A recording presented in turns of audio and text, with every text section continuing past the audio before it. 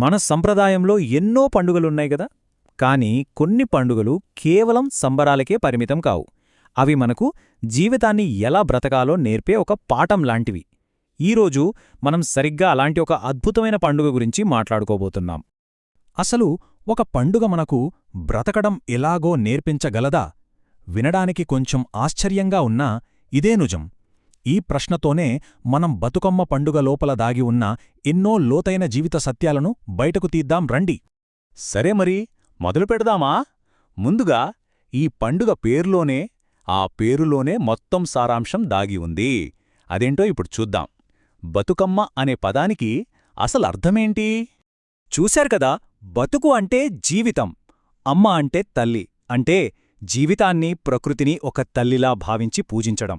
ఇక్కడ ప్రకృతి అంటే ఏదో ఒక శక్తి కాదు, మనల్ని కన్న తల్లితో సమానం. ఎంత గొప్ప భావన కదా.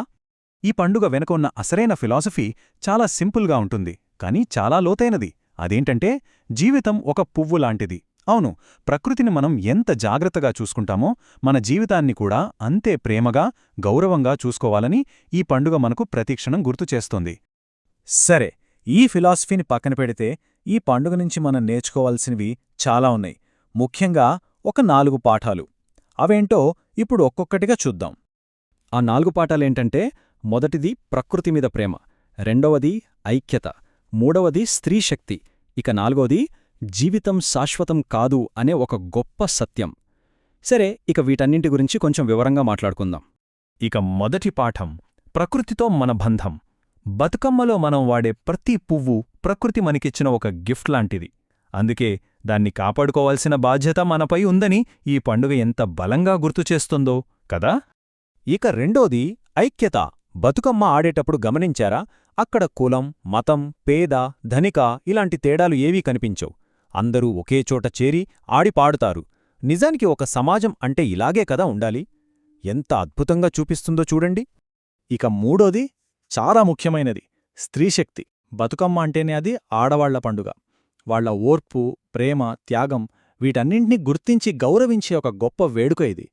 ఈ లక్షణాలను మనం కూడా గౌరవించాలని ఈ పండుగ మనకు నేర్పుతుంది. ఇక చివరి పాఠం, ఇది చాలా లోతైనది. కాస్త జాగ్రత్తగా వినండి. ఈ రంగురంగుల పూలతో ఎంతో అందంగా, జీవకళ ఉట్టిపడుతూ కనిపిస్తుంది కదా బతుకమ్మ. ఇది జీవితం ఎంతో ఉత్సాహంగా, సంతోషంగా ఉన్నప్పటికీ ఒక సింబల్ అన్నమాట. కానీ పండగ చివర్లో ఏం చేస్తాం? ఇంత అందంగా పేర్చిన బతుకమ్మని తీసుకెళ్లి నీళ్లలో కలిపేస్తాం. ఎందుకు? జీవితం కూడా ఇంతే, శాశ్వతం కాదు అనే గొప్ప సత్యాన్ని గుర్తుచేయడానికే. మనం ఎంత గొప్పవాళ్లేమైనా, ఎంత ఎత్తుకెదిగినా అహంకారాన్ని వదిలేసి సింపుల్గా ఉండాలని ఇది మనకు ఎంత బలంగా చెప్తుందో. సరే, ఇదంతా ఫిలాసఫీ, సంప్రదాయం అనుకోవచ్చు. కానీ ఈ పండుగ వెనుక ఒక సైంటిఫిక్ రీజన్ కూడా ఉందని చెప్తే నమ్ముతారా? అవును, ఇందులో ఒక అద్భుతమైన సైన్స్ దాగి ఉంది. ఇప్పుడు దాని గురించే చూద్దాం. అసలు ఈ పూలని నీళ్ళల్లో ఎందుకు గలుపుతారో, దీని వెనుక మన పెద్దవాళ్లు ఏదైనా సైంటిఫిక్ కారణాన్ని ఆలోచించే ఉంటారా? చాలా ఆసక్తికరమైన ప్రశ్న కదా ఇది. దానికి సమాధానం ఖచ్చితంగా ఉంది. బతుకమ్మలో వాడే తంగేడు, గునుగులాంటి పూలలో మెడిసినల్ ప్రాపర్టీస్ అంటే ఔషధ గుణాలు చాలా ఉంటాయి. ఈ పూలని చెరువుల్లో, కుంటల్లో కలిపినప్పుడు ఆ నీరు నేచురల్గా ప్యూరిఫై అవుతుంది.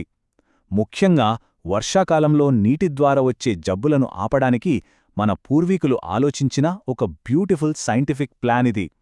అంటే చూడండి, ఒకవైపు జీవిత సత్యాలు, మరోవైపు సమాజానికి ఐక్యత సందేశం, ఇంకోవైపు సైన్స్. వీటన్నింటినీ కలిపి చూస్తే బతుకమ్మ అసలైన స్ఫూర్తి ఏంటో మనకు స్పష్టంగా అర్థమవుతుంది. సో చివరిగా చెప్పొచ్చేదేంటంటే, బతుకమ్మ అనేది కేవలం ఒకరోజు చేసుకునే పండగ కాదు. అది మనకు బ్రతకదం ఎలాగో నేర్పించే ఒక టీచర్. ప్రతి ఏటా వచ్చి మనకు ఆ పాఠాన్ని గుర్తుచేసి వెళ్తుంది. మొత్తం ఈ పండగ చెప్పే ఒకే ఒక్క సింపుల్ మెసేజ్ ఏంటంటే, ప్రకృతిని ప్రేమించండి, తోటి మనుషులను గౌరవించండి. అంతే, అదే నిజమైన బతుకమ్మ.